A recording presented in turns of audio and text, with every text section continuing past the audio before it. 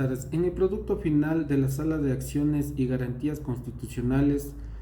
vamos a hablar sobre el análisis de la sentencia emitida por el Pleno de la Corte Constitucional de la República del Ecuador, con número asignado 2971-18-EP/20, donde la Corte Constitucional analiza la sentencia emitida el 4 de octubre del año 2018 por la Sala Especializada de lo Contencioso Tributario de la Corte Nacional de Justicia, donde la Corte Constitucional identifica que la decisión judicial impugnada vulnera los derechos de la seguridad jurídica, tutela judicial efectiva, como consecuencia de la inobservancia de los precedentes establecidos por la Corte Constitucional en las sentencias número 035-14-C-CC y número 045-11-CEP-CC, donde se establece claramente que existe una vinculación entre las dos instituciones, tanto de la Corte Nacional de Justicia al emitir y al inobservar los fallos de triple reiteración, en los cuales la Corte Constitucional dan una procedencia en la que no se deben admitir y por lo tanto están sujetos a que no intervengan en una decisión judicial. Por lo acontecido, vamos a rememorar esto con los antecedentes en que surge el 31 de agosto del año 2016,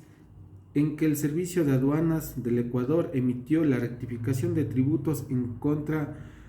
de laboratorios Abbott, en donde el producto Ensure polvo no se considera como un medicamento, por motivos que no tendría propiedades terapéuticas ni profilácticas, más bien se la conoce como un suplemento alimenticio. Todo esto anteriormente fue reconocido por la propia entidad, que se ve reflejado y se ve visto en el registro sanitario del producto, donde Abbott por importaciones pagó la cantidad de $685,346.34, existiendo una diferencia de lo normal, de lo que costaba $483,529.47, con una diferencia total de $201,816.87, y sobre eso un recargo del 20%, que es la cantidad de $96,705.90. Por su parte, Abbott presenta un reclamo administrativo de impugnación en contra del acto de determinación tributaria, el mismo que fue atendido y rechazado el 20 de enero del 2017. Abbott, el 17 de abril del 2017, interpuso una acción de impugnación en contra de la resolución ante el Tribunal Distrital Contencioso Tributario con número 15-17550-2017-00130, el cual fue aceptado, y la demanda en contra de esta decisión se dio el 25 de septiembre del 2017. Por otra parte, la actual SENAE le interpone un recurso de casación alegando la falta de aplicación de la resolución de 05-2013 del Consejo Nacional de la Corte Nacional de Justicia, en base a los artículos 79 y 93 del reglamento del título de facilitación aduanera por el comercio, el cual fue admitido mediante auto el 23 de octubre del 2017. Mediante sentencia de mayoría el 4 de octubre del 2018 de la Sala Especializada de lo Contencioso Tributario de la Corte Nacional de Justicia, la cual casa la sentencia, por lo que se declara la validez y legalidad y rectificación, por lo tanto, de los tributos y de la resolución reclamada administrativamente.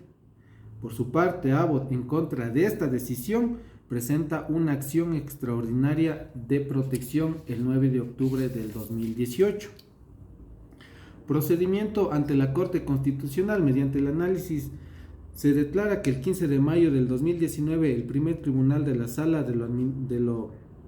de la admisión resolvió admitir la acción extraordinaria de protección con número 2971-18-EP. Asimismo, el 12 de marzo del 2020 se solicita el Pleno de la Corte Constitucional que la acción extraordinaria con número 2971-18-EP sea conocida y resuelta. El 9 de junio del 2020, la solicitud fue aprobada por el Pleno y el 10 de junio del 2020, la jueza sustanciadora aboca conocimiento y solicita a la autoridad jurisdiccional y judicial demandada que emita su respectivo informe de descargo, a lo cual el 10 de junio, el mismo día del 2020, mediante oficio número 574-2020 de SST-Consejo Nacional, Corte Nacional de Justicia, el presidente de la Sala Especializada de lo Contencioso Administrativo de la Corte Nacional de Justicia informa que los que dictaron dichos actos impugnados fueron cesados de sus funciones por el Consejo de la Judicatura. Dicho de otra manera, las competencias, el Pleno de la Corte Constitucional es totalmente competente para conocer y resolver la acción extraordinaria de protección en conformidad a los artículos 94, 420 y 437 de la Constitución de la República del Ecuador y artículos 58 y 191, numeral 2, literal D de la Ley Orgánica de Garantías Jurisdiccionales y Control Constitucional. Con lo antes visto y antes mencionado, el Laboratorios ABO tiene pleno conocimiento y sobre todo conocimiento de sus derechos, en los cuales tiene carácter vinculante tanto la Corte Constitucional en sus fallos como la Corte Nacional de Justicia con sus fallos de triple reiteración, a los cuales llegaron a conocimiento de la Corte Constitucional, donde dieron desechos de estos tipos de sentencias y autos. Por lo antes expresado, los fundamentos de las partes, en este caso de Laboratorios ABO, se basa en los fundamentos de acción y pretensión. Laboratorios ABO, como accionante, señala que la decisión judicial impugnada vulnera los derechos constitucionales de la seguridad jurídica establecidos en el artículo 82 de la Constitución, a la tutela judicial efectiva en el artículo 75 de la propia Constitución y al debido proceso en la garantía del cumplimiento de las normas en el artículo 76, numeral 1 de la Constitución. De igual manera, la igualdad y a la no discriminación establecidos en el artículo 66, numeral 4 de la Constitución, además alega la inobservancia de los artículos 226 de la Constitución que consagra el deber de coordinación entre instituciones públicas,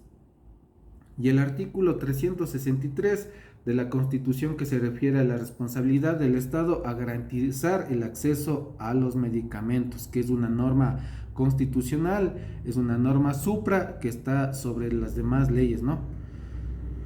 Sobre la tutela judicial efectiva, la accionante alega que no se ha podido obtener de la Administración de Justicia un fallo que resuelva el conflicto judicial suscitado.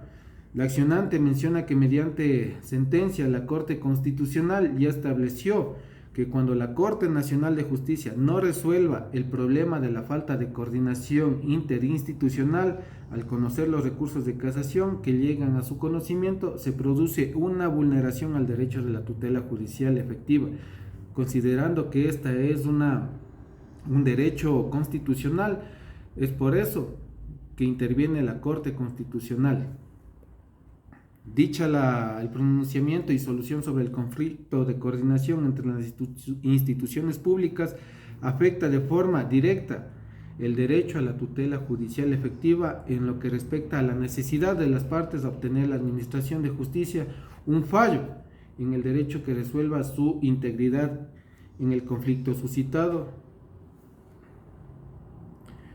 Con el respecto al derecho a la igualdad y no discriminación, la accionante Laboratorios ABO alega que la Sala ha hecho caso omiso a la sentencia de la Corte Constitucional antes mencionada, con el número 035-14-CEP-CC, a pesar de que los hechos del proceso en el que se fue dictada son iguales a los que originaron su caso. Es decir, esta sentencia emitida anteriormente por la Corte Constitucional como máximo autoridad en competencia sobre las normas constitucionales, van encima de la Corte Nacional de Justicia, no han resuelto en su totalidad o no han resuelto nada en base a lo pedido por Laboratorios Szabo. Con respecto al derecho a la seguridad jurídica, el accionante alega que existe 4 razones para considerar que se ha producido una vulneración, entre ellas la número 1, en primer lugar, la decisión judicial impugnada desconoce el carácter de vinculante al criterio emitido por la SENAE en la consulta a favor, a través de lo cual reconoció que el producto Ensure polvo debe clasificarse en la categoría de medicamento, más no como suplemento alimenticio. En segundo lugar, el accionante alega que la decisión judicial establece que la autoridad aduanera desconoce la calidad de medicamento, repito, ahora se le conoce como un suplemento alimenticio. En tercer lugar, el accionante alega la decisión judicial impugnada que no resolvió el conflicto de falta de coordinación de criterios entre las instituciones públicas, que es lo más visible en este análisis del caso. La no coordinación de criterios entre instituciones públicas es lo que demanda al accionante como vulneración de un derecho constitucional. En cuarto lugar, el accionante alega que la decisión judicial impugnada hizo caso omiso a los fallos dictados por la Corte Constitucional como máxima autoridad en establecer los fallos constitucionales. Lo que ha hecho y se ha mantenido como un precedente ya no resulta aplicable. Finalmente, el accionante alega que la decisión judicial impugnable contra lo prescrito en el artículo 363 de la Constitución acerca del derecho a la salud y el acceso a la medicación de calidad, seguros y eficaces, a juicio del accionante, la Sala Especializada de lo Contencioso Tributario de la Corte Nacional de Justicia, al momento de motivar su resolución, desconoció el derecho constitucional, como lo repito, el derecho a la salud, que está sobre todo, sobre los derechos económicos, sobre los derechos comerciales, lo que ha impactado y se considera primordial en un Estado de Derecho. Sobre la base de estos argumentos, el accionante solicita que se declare la vulneración de sus derechos constitucionales y se deje sin efecto la sentencia emitida por la Sala Especializada de lo Contencioso Tributario de la Corte Nacional de Justicia, emitida el 4 de octubre del 2018. Por lo tanto, el análisis doctrinal y constitucional en el artículo 94 de la Constitución dispone que la acción extraordinaria de protección se procederá en contra de las sentencias de autos definitivos en los que se haya violado por acción u omisión derechos reconocidos en la Constitución y se interpondrá ante la Corte Constitucional. Es así que el presente caso que se emitió en la Corte Nacional de Justicia pasó a la Corte Constitucional para su análisis y sobre todo para dar su sentencia. Las acciones identificadas como presuntamente vulneradas que hizo el accionante son 4, como el derecho a la seguridad jurídica, establecidos en el artículo 82 de la Constitución, a la tutela judicial efectiva,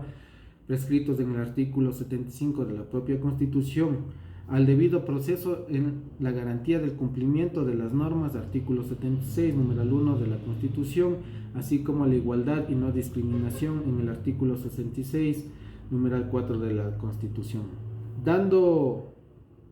paso a 3 normativas y excluyendo a una, como es al debido proceso de la garantía de cumplimiento de la norma establecido en el artículo 76, numeral 1 de la Constitución. Por lo tanto, la Corte Constitucional únicamente emite el pronunciamiento sobre los derechos de la tutela judicial efectiva, a la igualdad y no discriminación y a la seguridad jurídica. Por otro lado, como se mencionó al inicio, es vinculante tanto los fallos de la Corte Nacional de Justicia y sobre todo los fallos de la Corte Constitucional, en donde el accionante alega la vulneración de su derecho a la seguridad jurídica porque la Sala habría inobservado el precedente de la Corte Constitucional contencioso en la sentencia número 035-14-CEP-CC y ratificado en la sentencia número 229-16-CEP-CC. En particular, la accionante alega que esta vulneración se produjo como consecuencia de que la Sala de lo contencioso tributario habría omitido considerar las dichas sentencias hechas por la Corte Constitucional, que dejó sin efecto uno de los fallos que cabe mencionar que conforman el precedente de triple reiteración que la Sala utilizó como fundamento para aceptar el recurso de casación, cosa que ya no se debía dar porque ya no conformaba un precedente. Cabe distinguir que la ratio decidendi, o sea, el conjunto de razones que son esenciales para la justificación de lo decidido, y dentro de esta cabe todavía identificar su núcleo, es decir, la regla en que se subsume los hechos del caso para inmediatamente extraer la decisión.